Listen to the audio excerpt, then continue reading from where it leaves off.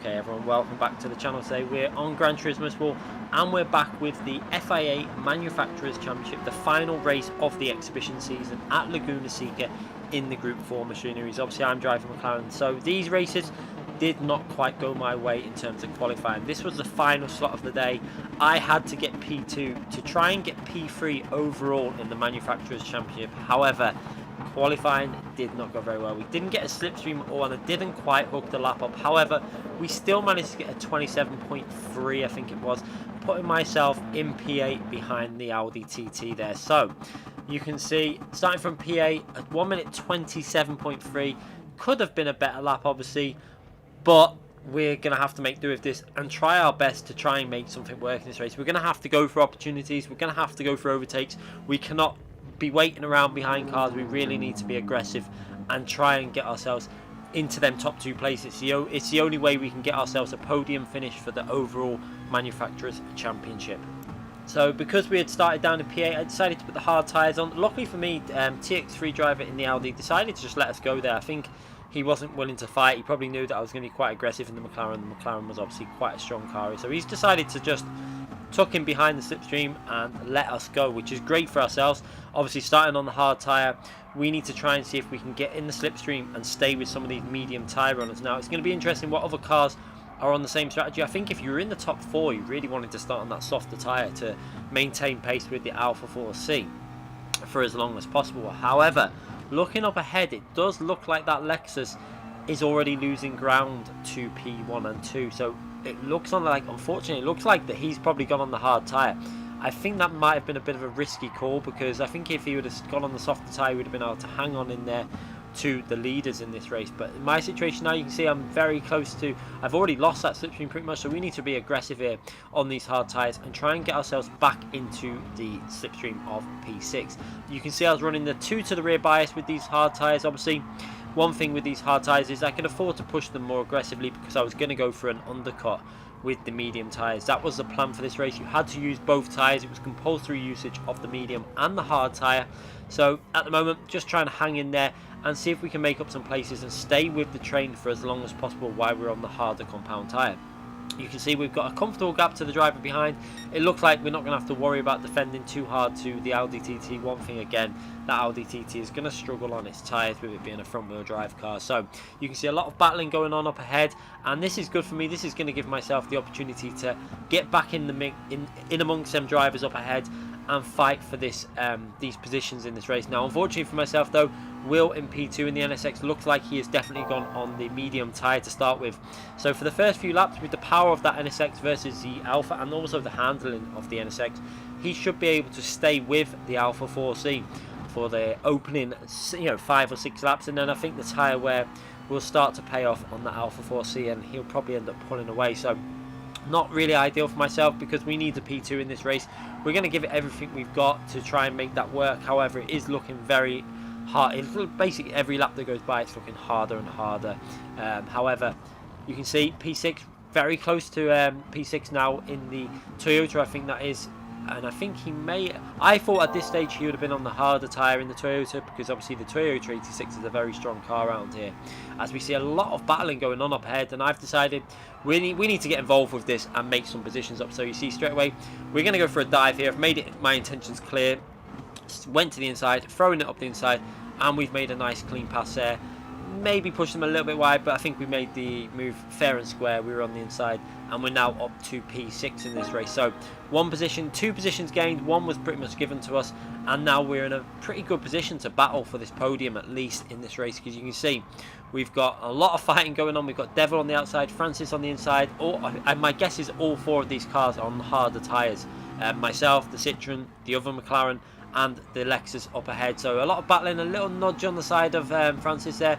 Looks like Devil's going to back out of that and give him the position back, but I saw a gap in the middle, tried to go through both of them. Francis is going to try and hold that on the outside, and now we're going to have to just tuck him behind Francis, having a little look up the inside, trying to make him aware that I want to get on with this, because I felt like my pace was quite good around this track in terms of overall finishing time. We had finished a very fast run on Laguna Seca in the 20s for an overall finishing time, so I knew the pace was there for the McLaren.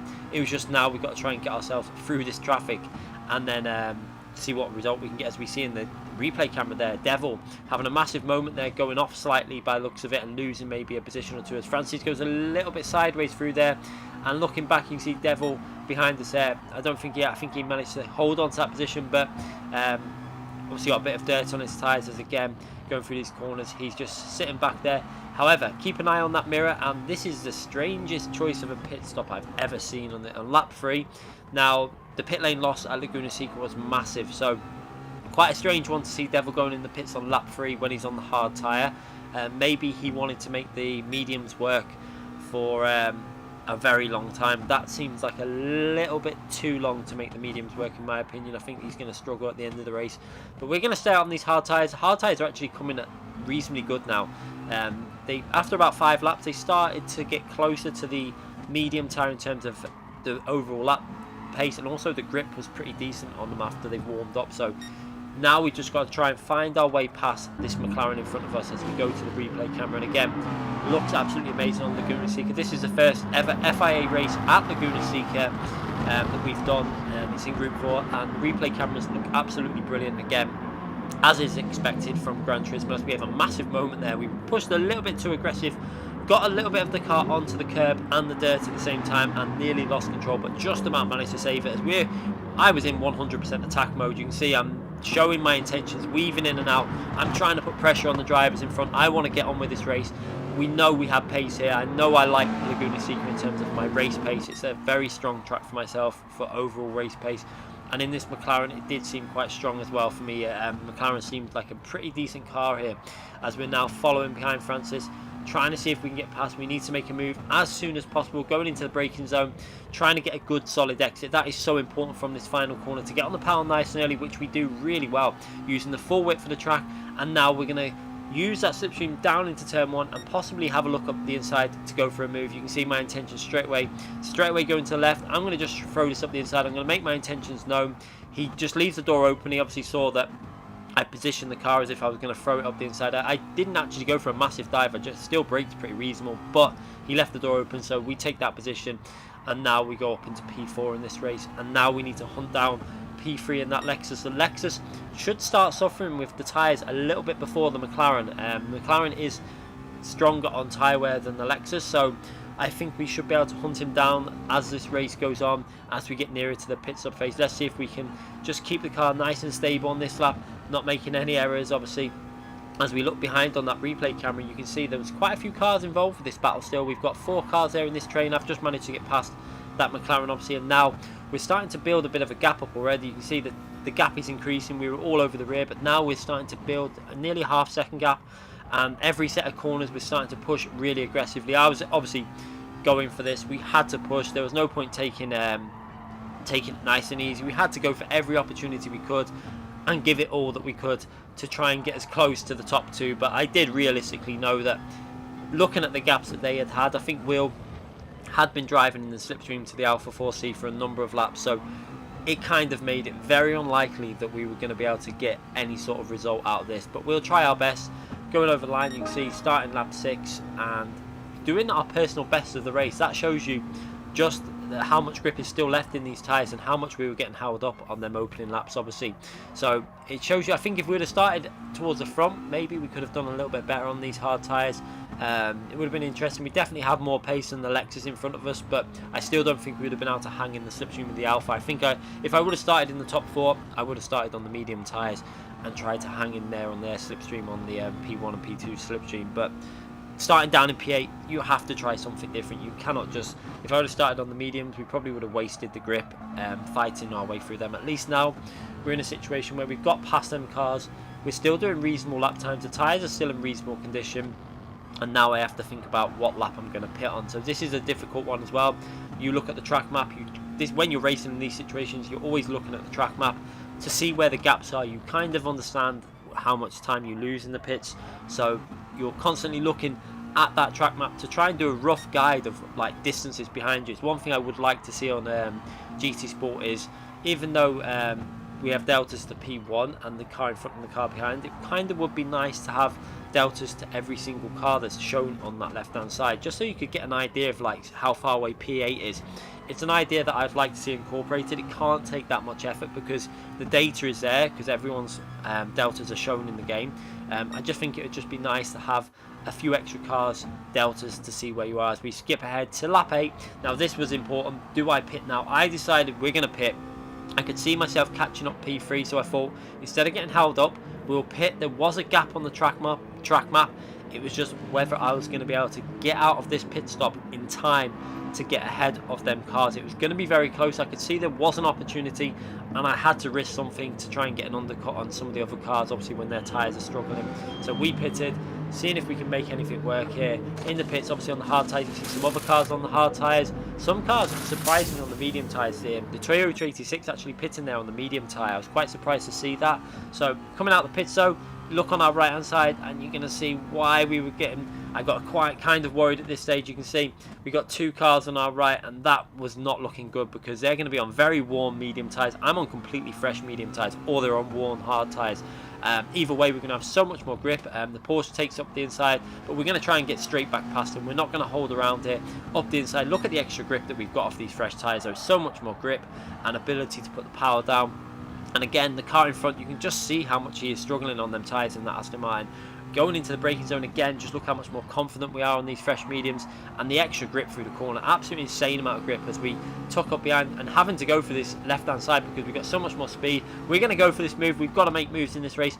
Tiny bit of contact, we make a fair move though up the inside, and we get a 2-second penalty in Gran Turismo style. Pretty normal at the moment with the current penalty system. We are going to do a video, an in-depth video on the current state of the penalty system because we've got so many examples of the system. Now that move I think was fair. What caused the issue was as he had to take a wider line, he got I think it was like 3 wheels off over the white line, but he stayed on track in terms of the AstroTurf. As you see myself going off, I was quite wound up with the 2-second penalty. Kind of had a little moment of getting a little bit of a rage moment, but had to settle down now. We lost about a second there by running wide, at least a second, and then with the dirty tyres probably a little bit more. So now we're just going to have to settle down. Yeah, we're going to do a video looking at in depth with the penalty system and hopefully try and get Polyphony to be aware of it. They do watch some of these videos, so I'm sure they'll be looking at the current state of the penalty system as we go through. And you see that incident with the penalty and the incident of running off track has really lost me that undercut. I think without all that, we would have come out just level or probably ahead of P5. I think we would have actually jumped him. I think he would have been in our slipstream, but now I've got to take this 2-second penalty. So the hopes of a podium look like they are fading away big time here now. As you see, look how much time we lose. You can see that we're down. We're going to be about 3 seconds behind, and to make it even worse, we get overtaken by the McLaren again. So we now have to do another overtake in this race, and again we're not going to wait around. We're just going to push and try and see if we can get something out of it. So at least the one thing I wanted to do was try my best to see if we can get back into a podium position. Knowing how fast the McLaren is, I felt that we had the chance still to keep pushing. Obviously the tyres are a lap older than that Lexus, but I did know that we could do some quite good tyre management with this Lexus, with the McLaren now on this game. I have kind of got the hang of this car in terms of pushing while looking after the tyres and trying to make sure that you're gentle on the fronts and the rears at the same time. So we're going to go for this move. You see, quite far back, but I saw the opportunity, got a better exit off that corner, thrown it up the inside, and now we need to get on that throttle nice and early to try and make sure that he can't get the undercut on the inside. And you can see he's not able to do that. I'm going to stay over to the left hand side of the track and now defend into the braking zone. So unfortunately we make that move, but look at the gap. We've got around 2.5 to 3 seconds gap to close up, and he's on fresher tyres. So this is going to be a difficult task. Obviously that Lexus, quite a strong car around this Laguna Seca track. However, the tyre wear should come into play maybe at the end if I can just look after my tyres. Obviously I've done that extra lap, but we'll try our best to see if we can gain on him. But it's, you can see by the gaps to the leaders that there is not much chance of actually getting the P2 that I needed from this race to finish overall in P3 in the championship. But we're going to carry on pushing through these corners, trying to keep it nice and consistent, and just try and make sure that we do not lose out on the top 4 as we skip ahead to lap 16, you can see we've maintained the position in P4 and we're starting to close down the gap to P3. We wasn't going to give up. I pushed to the end. You see the tyres are starting to take quite a lot of tyre wear. Obviously we pitted on lap 8, which means we're doing 9 laps on these medium tyres, which it was possible. You did start losing a bit of pace, but you can see the consistency has been there on the lap times. I obviously couldn't push too early on because we got them dirty tyres, and then we ended up behind that McLaren. So for the first few lap times to just build up a bit of a rhythm again, make sure we don't take too much life out of them. You can see it actually was, I think it was the 4th or 5th lap on the medium tyres before I actually set a 127. So that shows you how easy we took them opening laps. But now it seems to be paying off. You can see that we're really being aggressive there, almost running all the way off the track there, pushing the limits pretty much to the extreme there, getting very close to running wide and making a mistake. However, driving extremely well now, keeping it nice and consistent over the corkscrew, and just seeing if we can hunt down P3, seeing if we can force him into an error. That is all I can pretty much hope for at this stage. You can see the gap is close to myself, picking up the slipstream, and you can see that we've actually started to make a bit of a gap to P5. So looks like we got this covered in terms of not having to really defend. We've managed to pull out a lead, even though I think P5 actually have fresher tyres than us, but we've done quite a good job in terms of maintaining the grip on the tyres and keeping the pace up. You can see P1 is well and truly gone. The Alpha 4C was just so overpowered at this track.